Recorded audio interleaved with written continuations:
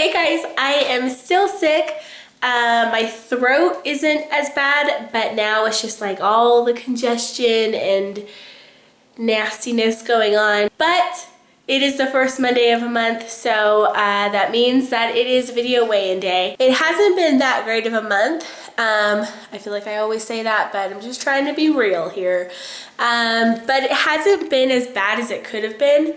I've definitely continued to try to be cautious. Like, I'll try to make healthy decisions, even if it's just one healthy decision that day. I will just go ahead and jump on the scale.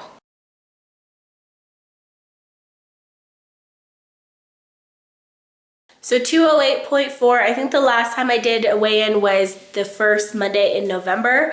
So it's been like 2 months, and the last time I did a weigh-in, I think I was 208.1, which I'm gonna take as a win. I think if I was holding my weight steady during any other month, I'd be like, dang it, I didn't lose any weight. But holding my weight steady during Thanksgiving and Christmas and not gaining like 5 pounds during the holiday season, I'm actually pretty happy with that. But I say this every time, but it needs to get better. So I've had some lady problems over the past 4 months really, and I haven't really talked about it. And things started to come to a head. I finally had a doctor's appointment. I turned on the camera and kind of vlogged what was happening. And then this morning I just got a call from the doctor with some answers. So I'm going to enter that footage here that I took last week, and then I'll meet you back and talk about the results from the doctor. I am on my way to get an ultrasound. So first, a warning, if you are not into TMI, probably don't watch this video. I'm the kind of person, like, if I'm gonna share something, I'm gonna share all of it. And I've kind of debated whether or not to video this, and I don't even know that I'll post this. So a little bit of a backstory. I have been pretty much bleeding for 4 months, and it's not like constant bleeding. But I bleed more often than I don't bleed. In 1 week, I'll probably only have like 1 or 2 days that I'm not bleeding at all. I met with my family doctor and I told her about it. I haven't been to the lady doctor in a really long time. So I told her about it, and she went ahead and did an exam, you know, the kind that we all love. And then she did blood work. She said that my blood work was all fine. My hormones were fine. I thought that my hormones were out of whack and that's what was causing the bleeding, but she said everything looked fine there. So she ordered an ultrasound for me to go get, and that's today, to see if they can see what's causing the bleeding. So yesterday I wasn't really bleeding that much, and then towards the evening I started bleeding. But it was just like spotting. All of a sudden I was watching TV and I laughed and I felt just like a ton come out. So I went to the bathroom, and graphic part, I went to the bathroom and I don't know what it was, but like I sat down to like, cause I had to go to the bathroom too. So I'm like, well, I'm gonna go to the bathroom and then like clean myself up. And I had no idea how much I was bleeding, but turns out I was bleeding like a ton. It was just like everywhere. And then like when I sat down, like I legit felt like something like come out. So I'm guessing it was just like a massive blood clot, but if I had to describe it, it was like, it felt like a golf ball size. So then I put in a tampon, and then an hour later, I started feeling something like trickling down my leg, and I'm like, there's no way that's what I think it is. Like a month ago, I had a lot of bleeding, and the doctor said that if you're bleeding through a tampon or a pad within 2 hours, that's like not normal. That's like red flags. So I went to the bathroom, cleaned up, and when I cleaned up, like another blood clot came out, and this one was smaller than the other one, because I didn't feel it come out, so it was small enough to not feel it come out. But it was the size of my palm. I actually have a picture of it, but I'm not gonna show it because I'm not that open. Because my husband saw it and he was just like, what the freak is that?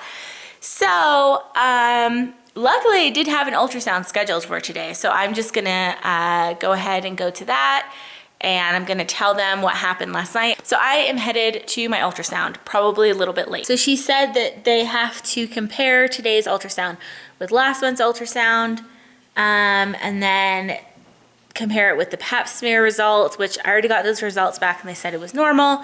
So I feel like they are just gonna, I don't feel like I'm gonna get any answers. So I feel like if they get back to me and say, everything looks normal, that I'm officially gonna be sick of it. And I'm gonna say, no, everything's not normal. Like, it's not normal to like practically lose your uterus. I was like, the blood clots are so big and to be bleeding for 4 months. So if they come back and say that, I'm gonna go ahead and just like go to like an ultra specialist and start seeing what's up, because we're not going to the fertility doctor right now, but we are trying to get pregnant, and there's just no way that I could get pregnant right now. Like, I could have maybe gotten pregnant this month, but then that could have been a miscarriage that I had last night, and it makes sense that I would miscarry because I've been shedding, like my uterus has been shedding for 4 months. The next video, or the next clip that you guys see, I will be getting my results. So I'm just sitting on my bed here. Sorry if the audio wasn't good or the lighting isn't good, but I didn't want to hold the camera up the entire time that I was talking because my arm starts to die. So I finally heard back from the physician's assistant. They called me, was it like New Year's Eve? And so then I tried to call them back and they said that they were closed, and then they were closed for New Year's, and then I had to wait for the weekend. So I finally just heard back from them. So they said that the ultrasound showed a endometrial polyp, and I didn't know what that was, so I had to Google it, and I will read that to you guys. And so I'm guessing it's on my right side because that's where I've been having the pain. I don't remember what I talked about last time when I was doing the whole before my doctor's or before my ultrasound, but basically twice now I've had it to where I've been bleeding for 4 months, but I've had it twice now where I've had like a crazy amount of bleeding. And it only lasts for like a few hours to a day, but it doesn't last like for more than a day. And each time before that happened, I would have this pain on my right side. And at first it felt like, you know, when you're running, and not that I've ever ran before, but you get that sharp pain in your side. It pretty much felt like that, but it wasn't like in my side, it was more like in my abdomen. And I just felt like really bloated. I felt like I swallowed a bowling ball and my body was like trying like heck to digest it. And then I would have that weird pressure cramping, and then that would last for like a day, and then the next day it would be like just like a sharp pain in my side. So at first my husband thought that I had appendicitis, so we went into the emergency room. They did an ultrasound. They didn't say anything about a polyp in the ultrasound, but they did say that I had an ovarian cyst, which is different than an endometrial polyp.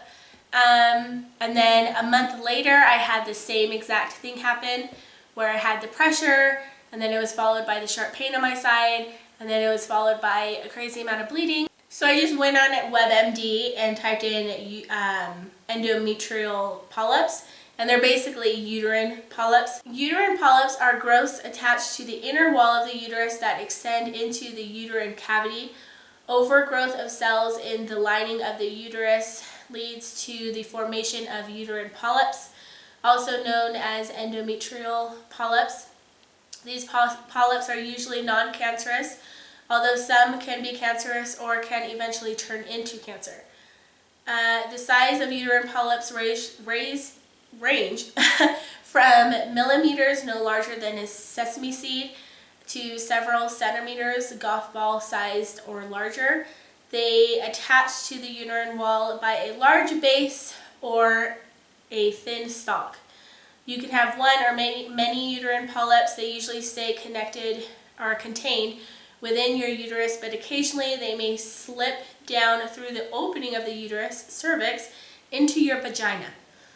Uterine polyps most commonly occur in women who are going through or have completed menopause, although younger women can get them too. My family doctor gave me, or she's working on getting me, a referral to go to a OBGYN and get it more further checked out. She said that it was a really good OBGYN that she was sending me to, so hopefully I will like her. I don't know how they're gonna get the polyp out. I mean, I'm guessing that they have to do surgery to get it out. I don't know if I have 1 or 2. Coincidentally, today I'm having a pain in my left side, like exactly where I would have the pain in my right side. I'm kind of having like that pressure pain where like it feels like you went running and you're having that cramp. So I don't know if I'm getting another one on that side or what, but yeah. I don't know if they affect fertility. That's definitely something that I will ask. I guess I can Google it real quick. Polyps are a frequent cause of infertility. Symptoms of endometrial polyps include heavy or irregular menstrual bleeding and bleeding between menstrual periods. However, many women with endometrial polyps experience no obvious symptoms at all. For some, the only symptom is infertility. As fertility specialists, we know that approximately 16 to 26% of women with otherwise unexplained infertility are found to have endometrial polyps on diagnosis. However, how do endometrial polyps affect fertility? The answer may be related to mechanical interference with sperm transport, inhibition of embryo implantation, or the production of chemicals that inhibit normal pregnancy. But regardless to the exact mechanism, it is clear that endometrial polyps significantly decrease fertility. Okay, I'm done reading that. The reason why that has me upset is just because I feel like we have so many things. I feel like we have so many things in between us and getting pregnant. Like there's just so many obstacles for us. And I feel like one more just got added to it because this is separate from PCOS. It's just one more thing that is just added to the list of things that's getting in our way. And I just feel like we finally got so like gung-ho about starting to see the fertility doctor in the spring and getting healthy between now and then. And I felt like we've both been kind of getting like a glimmer of hope, like wait a second, this may actually work, like we may actually get pregnant and everything's gonna be fine. And then like right when we start believing that this is gonna happen, it's just like one more thing, like, oh, now you have these polyps and they cause infertility, and it's just like, I just feel like things just keep getting added, and it's just hard to keep having hope when I feel like the odds are just so against us. I don't want to just throw in the towel. Like, I'm guessing that we're probably not, like if I had to guess, I would say that we're probably not ever going to be able to get pregnant. But I at least have to fight for it, and I have to unturn every stone. We just owe it to that dream to at least try. So that's what we're gonna do. But I'm overly emotional today because I'm sick and I haven't been sleeping. But when I kept hearing them say infertility, reading that, and I haven't gone to the doctor, but just reading that and having them talk about how it causes infertility, the feeling that I got was just like, there's one more obstacle. So I think based on this new diagnosis, I'm going to meet with the OBGYN, see what she has to say, and then I think I'm going to see the fertility specialist probably within the next month, just to kind of do like a pre-visit. Like, I'm not going to start, fertility drugs and treatments in a month, but I want to meet with them as like a pre-meeting to say, okay, this is what we want to do in the spring. What can we do right now to ensure that that's successful? Are we even going to be successful? And just get like a fertility specialist take on it. And then of course, we just need to continue to try to be healthy. Like, I have so many obstacles in front of me trying to prevent me from getting pregnant that I need to do what I can do. I need to do what is in my capability, and that is being as healthy as I can be. That is something that I can control. I can't control that I have polyps. I can't control that I have PCOS. I can't control that I have lupus. I can't control that I have rheumatoid arthritis. I can't control that I have low thyroid, but I can control how much I weigh and how healthy I am in my weight aspect. And so that's what I need to do. And so I am going to hit the ground running. So that is the plan going forward. Sorry for being a blubbering mess. And I will see you guys later. I'll continue to keep you posted, of course, and I will see you guys later. Bye.